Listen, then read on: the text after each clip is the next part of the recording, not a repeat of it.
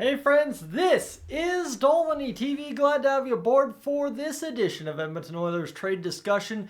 We are just about a month away from the NHL trade deadline, whatever you want to say, 5 weeks or so. And the Edmonton Oilers, things are heating up. Obviously, the names we're hearing left, right, and center from anyone that we've heard, like Jake Allen early on, Elvis Merzlikins, Sean Monahan, Adam Henrique. And one big fish that's been on the market pretty much since the end of last year that really I think is going to intrigue Edmonton Oilers fans and Edmonton Oilers media as long as the saga plays out, that being Elias Lindholm of the Calgary Flames. Right there in yourself. It sounds ridiculous. It probably is ridiculous, but I just want to talk about it and look at it from more of a reality-based lens and just see where we could actually stack up here possibly on this. And then also talk about something that I heard on 6:30 Ched listening on the drive home with Bob Stauffer, obviously because they've moved the show to 5 to 7 weeknights when they're into a hockey game. It's beautiful. All right, friends, before we get too far, though, if you are new to the channel, I want you right now to consider hitting that subscribe button here on Dolynny TV. There's a big reason we're talking about some kind of big name right now. I am on that final little push to 15,000. Currently at 14,817 subscribers, so we're 183 away.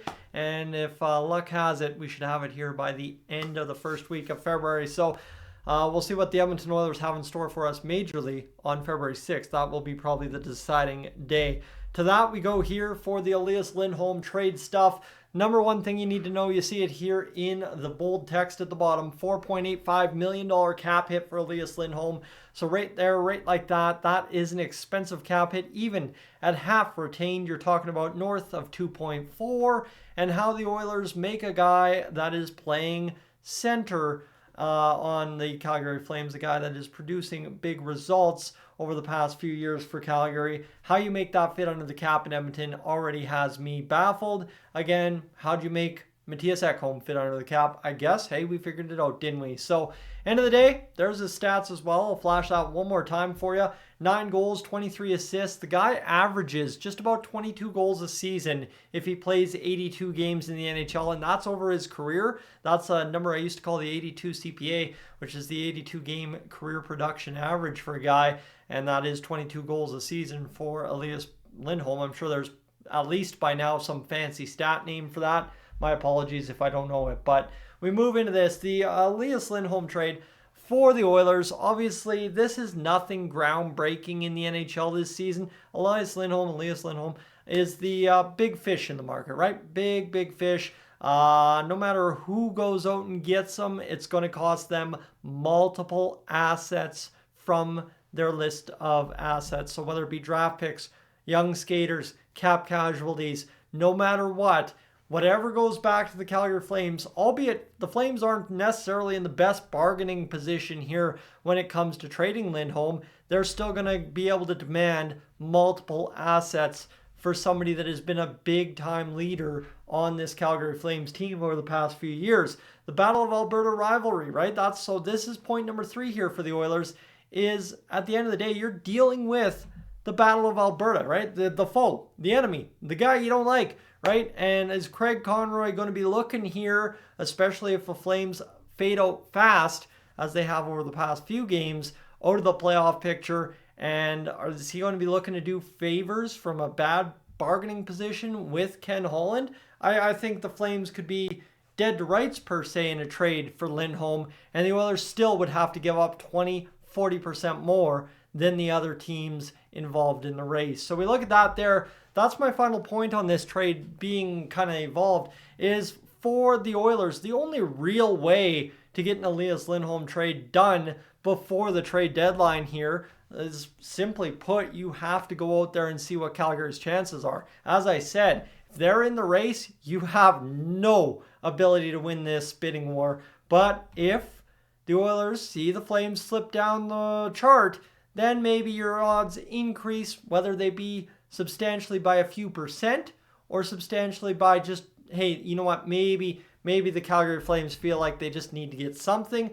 I don't know. That's the better question for a Flames fan, not an Oilers fan, trying to figure out who's going to center my third line in the NHL playoffs if it's not going to be Ryan McLeod. You look at a Lindholm trade, other teams are in the mix here as well. Pretty much you name the top 10 contenders in the NHL this season. That's why we're talking a possibility for Lindholm to end up in Edmonton is every single contender in the NHL.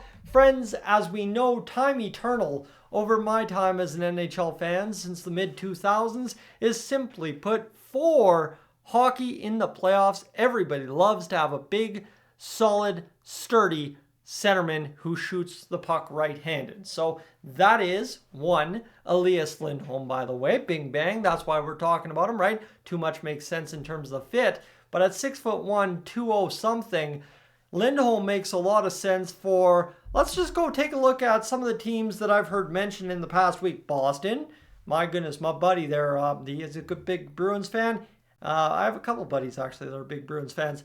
I think they've been salivating about Lindholm for the past 2 years, to be honest with you. The Canucks make sense. The Avs make sense. The Knights make sense. The Canes make sense. Florida makes sense. The Rangers make sense. The Jets make sense. The Oilers possibly make sense. The list goes on and on and on when it comes down to Lindholm. So for the Oilers, like I said right off the top, it's going to take a lot to get done just because of the Battle of Alberta situation. And especially, too, the longer the Flames stay in the hunt, right? The West is kind of weak in the wild card situation this year. That's why the Oilers were able to climb up so fast with just so few games played. But you look at it is if the Flames are able to hang around that 2, 3, 4 spot in the wild card chase down up until around the trade deadline, right? The Flames are currently 6th.